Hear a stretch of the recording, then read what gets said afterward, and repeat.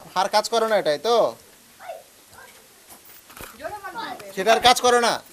মিরপুরের হোসনে আরা বেগম অনেক চেষ্টার পর জাতীয় প্রতিবন্ধী উন্নয়ন ফাউন্ডেশনের লালবাগ সেবা কেন্দ্র থেকে এই হিয়ারিং এইডটি নিয়েছিলেন গত বছর। দেওয়ার এক সপ্তাহ পরে আর এটা চলে না, তা আমরা ঠিক করতে চাইছিলাম, ঠিক হয় না, ব্যাটারি লাগাইলাম, অনেক চেষ্টা করলাম, দেখে না।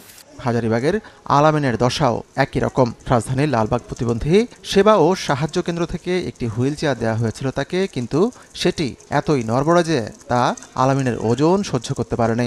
বইটারি না ভালো মতন বাগে হয়ে যায়, এটা টাইপ বাজায় নরমাল অনেক ছিল, তার জন্য আমি এটা দিয়ে দিছি দোকানে, দিয়ে আমি একটা নতুন দীক্ষা আনছি। দেশে এরকম প্রতিবন্ধী সেবা ও সাহায্য কেন্দ্র আছে 103টি। নারায়ণগঞ্জের এই সেবা কেন্দ্রে জানা গেল হুইল চেয়ার যা দেওয়া হয় তা সবই একই আকারের। শিশুর জন্য যেরকম চেয়ার সরবরাহ করা হয়, বড়দের জন্য একই ধরনের চেয়ার সরবরাহ করা হচ্ছে বছরের পর বছর। হাইড্রোথেরাপির দামি এই মেশিন শুরু থেকেই নষ্ট। এটা একটু প্রবলেম আছে, যার কারণে আমরা আসলে এটা চালু করতে পারি না। ভিতরে পানি দিলে ইলেকট্রিক শক লাগবে। আবার স্থান সংকুলন না হয় থেরাপির মেশিনগুলো রাখা হয়েছে গাদাগাদি করে। এক কামরায় সব মেশিনে থেরাপি দেয়া অসম্ভব। এই ব্যক্তির নাম রুহুল আমিন সিরাজি। তার বাড়ি টাঙ্গাইলে। টাঙ্গাইল সহ সারা দেশে নিম্নমানের সামগ্রী সরবরাহের অভিযোগ এনে সিরাজি 2022 সালে সে সময়ের মন্ত্রিপরিষদ সচিবকে অভিযোগ করেন। পরে গঠিত হয় তদন্ত কমিটি। সেই কমিটি অভিযোগের সত্যতাও পায়।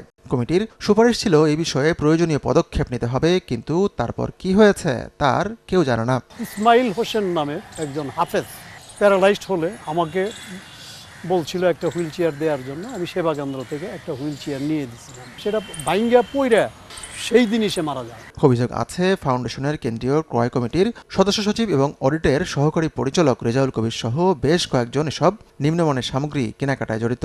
নির্দিষ্ট কয়েকটি প্রতিষ্ঠানকে গত 9 বছর ধরে কাজ পাইয়া দিচ্ছেন তিনি। তবে এসব অভিযোগ অস্বীকার করেন রেজাউল। মানে মানহীন যে উপকরণ দেওয়া হয়েছে সেটা তো সত্য না, ম্যাক্সিমাম সত্য না। হ্যাঁ, ম্যাক্সিমাম সত্য না আমার কথা অনুযায়ী, আমি যতটুকু জানি। এখন ধরে সব মনে করেন মানসম্মত আছে আর কি, তো ম্যাক্সিমাম নিম্নমানের সামগ্রী ক্রয়ের অভিযোগ তদন্ত কমিটির সুপারিশের বিষয়ে সব শুনে ফাউন্ডেশনের যুগ্ম সচিব ডেকে আনেন সেই রেজাউল কবিরকে। ক্যাবিনেট থেকে সচিব সমস্ত মানে চিঠি আছে ওনার কাছে আসছিল, এরপরে কি ছিল? মানে অনিয়মটা হয়েছে না, তো সেখানে তো লিখছে যে অনিয়ম হয়েছে, সেখানে তো ক্যাবিনেট সেক্রেটারি তো সেখানে ইয়ে করছে যে অনিয়ম হয়েছে, মানে পদক্ষেপ নিন। হ্যাঁ, এরপরে কি হয়েছে?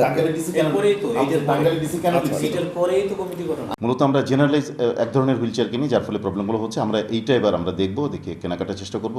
এই ঘটনায় জবাবদিহির আওতায় আনা হয়নি কোনো কর্মকর্তাকে। এই দেশে প্রতিবন্ধী মানুষের সংখ্যা 35 লাখ। তারা একে তো প্রতিবন্ধী, তার উপর বেশিরভাগই আর্থিকভাবে অসচ্ছল। ফলে এসব অন্যায় অনিয়ম মুখ বুজে সহ্য করা ছাড়া অন্য কোনো উপায় থাকে না। যদিও সরকার বছর বছর এই খাতে সহায়তা উপকরণ কিনতে বরাদ্দ করে কোটি কোটি টাকা। আতিকুর রহমান তামাল, সময় সংবাদ, ঢাকা।